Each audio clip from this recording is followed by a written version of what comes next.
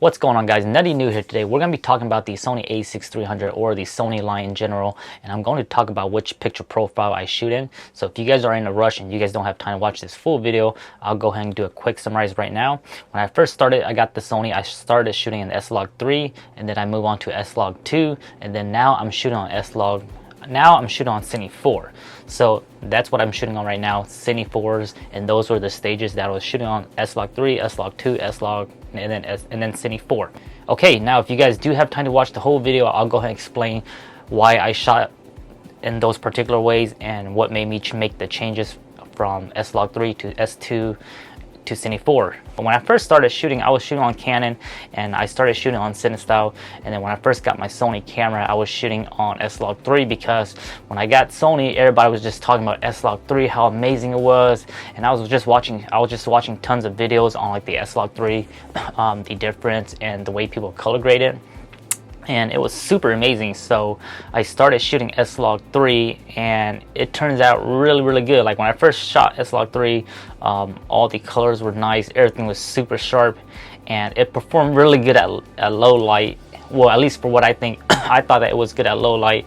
And I'll show some footage when I was shooting SLOG 3 and when I was shooting automotive, like at nighttime and stuff like that. The image was still really sharp and still really noise free. And then like after a while, I started moving to SLOG 2 because people were like, yeah, SLOG 3 is made for a 10-bit camera and you only shoot on an 8-bit camera. So I started shooting on SLOG 2. The minimum ISO on SLOG 3 and SLOG 2 are 800 ISO on the Sony a6300, so ISO was the same. But then SLOG 2, for some reason, it came out just a little bit more cleaner. I noticed it came out more cleaner, and as far as grading SLOG 2, it just comes out a little bit more better.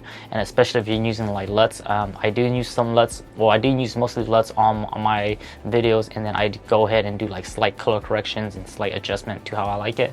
So I found out that SLOG 2, it looks more better with most of the LUTs that were available for SLOG 2. It comes out a little bit more better. So that's when I started shooting like SLOG 2 for like most of 2017. I think the middle of 2017, that's when I started shooting SLOG 2, because I know when I did Honda Day, which was like on July 2017, I was shooting on SLOG 2. I started shooting SLOG 2. I was shooting it for my nighttime stuff too. And I think the last time I shot on SLOG 2 was when I shot the promo video for Denali Lynn Photography. I know her scenes were all shot in SLOG 2, and then there was a few more stuff shot in SLOG 2 after that. But then now I'm shooting on CINE 4. So kind of towards the end of, well, in between SLOG 2, I was still shooting some CINE 4. Like when it was the summertime, I was shooting CINE 4 for the motorcycle, the motorcycle bike blessing. And make sure you guys check out that video. I just released that video last week. If you guys go watch that video, I shot it in CINE 4. And I wasn't really proud of it because back then I thought that CINE 4 you have to ETTR, which is exposed to the right, which is what you usually do for SLOG 3 and SLOG 2. So that motorcycle event, I shot in CINE 4, and I was like overexposing my footage, and you're not supposed to do that. So for CINE 4, you're not supposed to overexpose your footage. You're supposed to just expose it properly, like a normal exposure.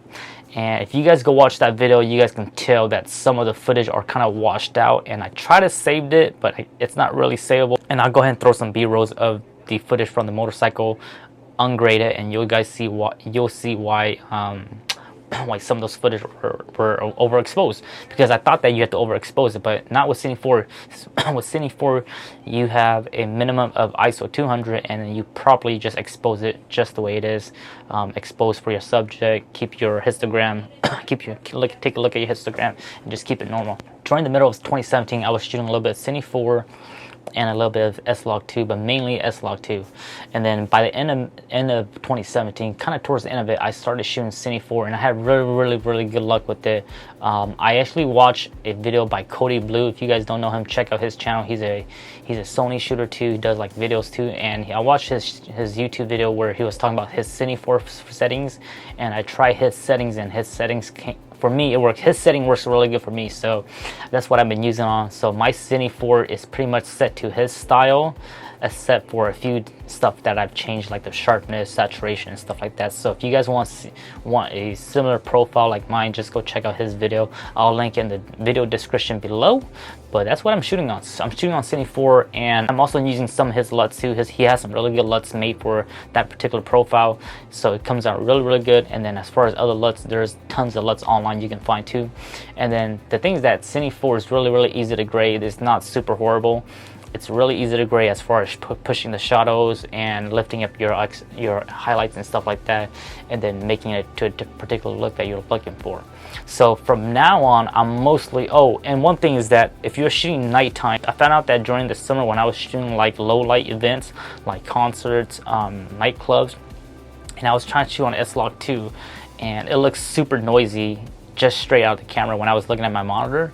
And then I shot in Cine 4 and it looks so much better. So during the summer, whenever it was dark, I was shooting in Cine 4 for sure, because I knew that Cine 4 was way better at nighttime, and I still do. So for now when there's any night times or any low light where I'm shooting like ISO 3200 or ISO 1600 and I have to shoot like 1.8 and wide open, most of the time, well, 100% of the time, I'll be shooting Cine 4 because it comes out really nice, really clean.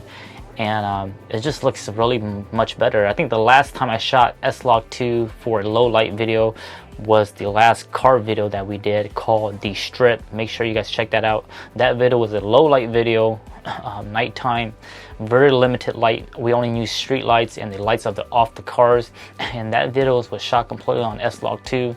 If I knew better back then, I probably would have shot that event in Cine 4, and I think it would have came out a little bit more nicer as far as like noise freeze and stuff like that. So that's what I'm shooting right now, Cine 4, which is a really good profile.